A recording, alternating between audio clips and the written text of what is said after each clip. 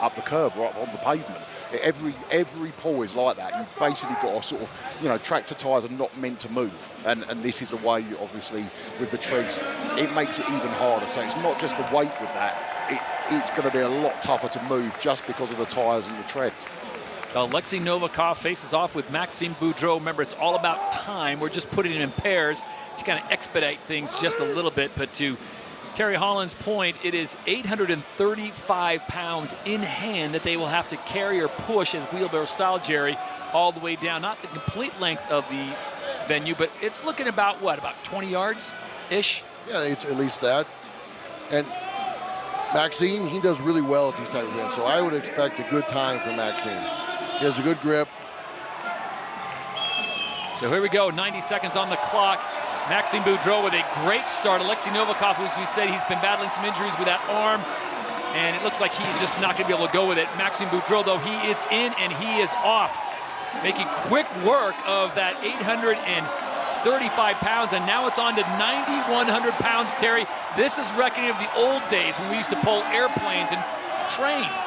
Yeah, I mean, it's really tough event. Obviously, just the wheelbarrow on its own would be a tough event, but to do it with the arm over arm afterwards as well is just crazy. And Maxime's incredibly good at this sort of event, so, you know, if he's sort of really having to put a lot of effort in to finish it, then we know it's a tough event. Yeah, just coming off that heavy wheelbarrow, the grip's already gonna be a little taxed, and after about halfway through this rope, you tell his hands are gone. He's having to wrap it around his forearm. You see Alexei as well trying to go backwards just so he can get some extra distance on the ball. Alexei's getting everything he can out of it. Final 30 seconds. Max had to shed the belts. Here's where breathing starts becoming a problem. I think part of the problem is we've had Brian test this event, and Brian's unbelievably good at this sort of thing, and his grip is incredible. So, you know, the fact that they've had Brian testing it, and he's like, yeah, that's okay. You know, it's going to be tough for the guys to match what he can do, even though he's retired. So Boudreau and Alexei Novikov will be credited with distance, as neither one of them finished the course. Maxime Boudreau had a much better performance on the first apparatus, the wheelbarrow of the Baylor. So he completed that, and he got the tractor, I'd say, about halfway down the course. Terry, I got to think that once you get that thing rolling, now easier said than done, keep the momentum rolling, because you're talking about those treads.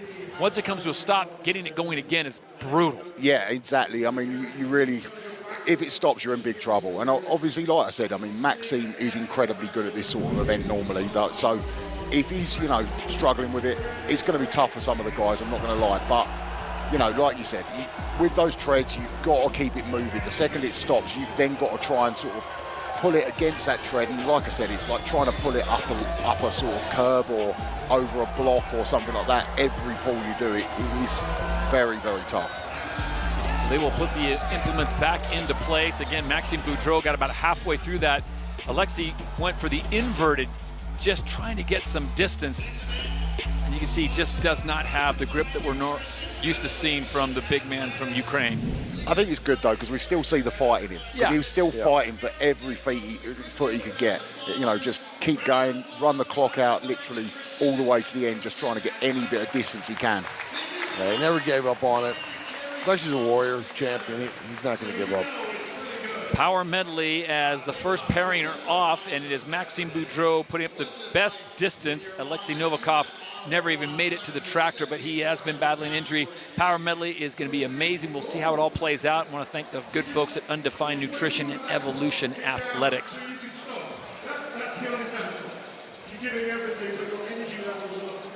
So now both apparatus are back in place. They'll be measuring. They've got all the times, putting the ropes back there.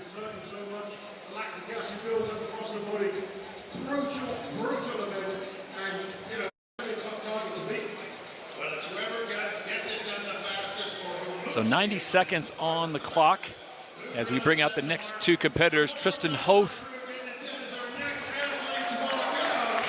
and Pavlo Kordiaka will be in this pairing. Now, Jerry, we were talking about Pavlo Kordiaka. He's not the prototypical strongman with bulk and size. He's long and lean, but cardio probably should not be a problem for him. I would expect him to do well at this. He does really well at moving events like this. He's athletic, he's fast, he has a good grip. So you got the Canadian and the Ukrainian And they will be battling the clock. 90 seconds in all. It'll be interesting to see if this works out for Tristan, because obviously he passed on the squat and he's good at this sort of event. So this really could pay off for him. If he goes in and puts a big performance in here, that decision to not push himself on the squat could be a great decision at that. Well, they started day number 2 as Tristan Hoth in 13th place and Kordiak in 14th place. So they're desperate need of points. They want to get themselves into top 10 as the clock is now running. Tristan Hoth takes it in hand again, 835 pounds in hand, and now both men have it rolling.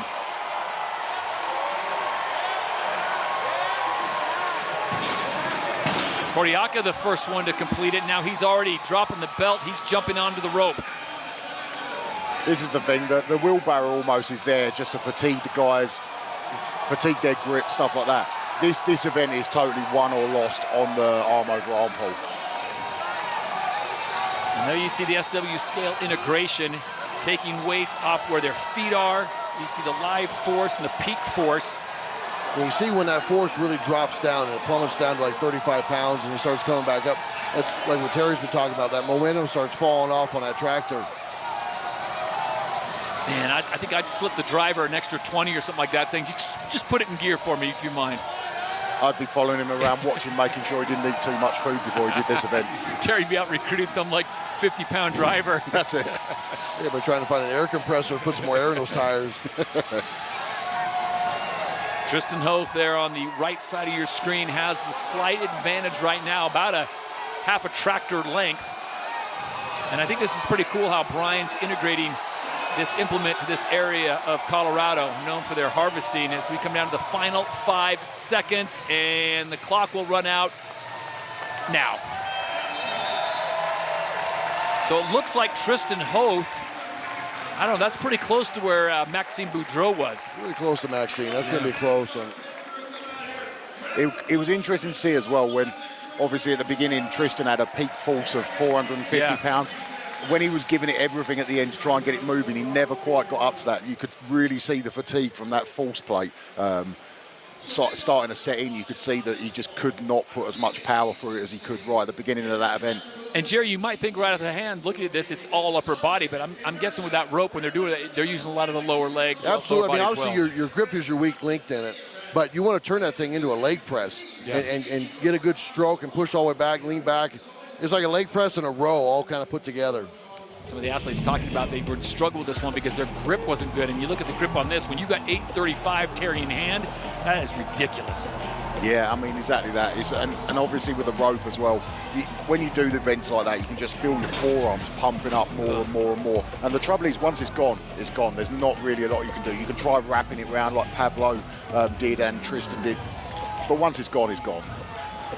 See him putting his back into it, trying to pull that. Again, folks, that is 9,100 pounds that they are pulling, and they're trying to pull it about, we'll say 25 feet the length.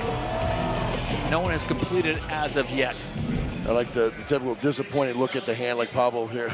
Yeah. His hands failed. There at some